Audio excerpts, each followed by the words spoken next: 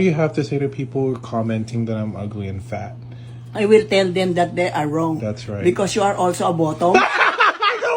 Who took a bite of my cake? I just bought this. I don't know, Apple. I'm eating an onion. See? Oh, who did it?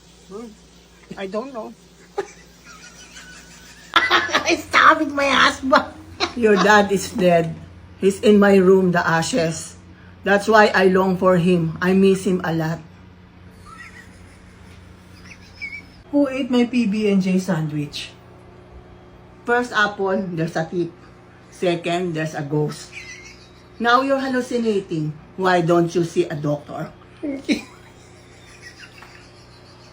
Chocolate? Oh, I don't like chocolate. It's too fattening for me. I like broccoli. I just bought this today. I don't know, Apple. I really didn't do it. Scout's honor. I didn't do it.